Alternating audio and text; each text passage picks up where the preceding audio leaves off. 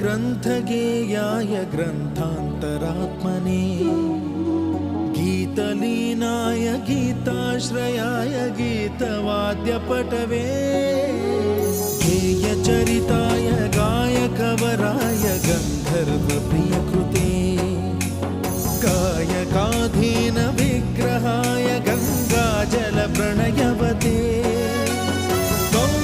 गौरीस्तनन्दनाय गौरीहृदयनन्दनाय गौरभानुसुताय गौरीगणेश्वराय गौरीप्रणयाय गौरीप्रवणाय गौरभावाय धीमहि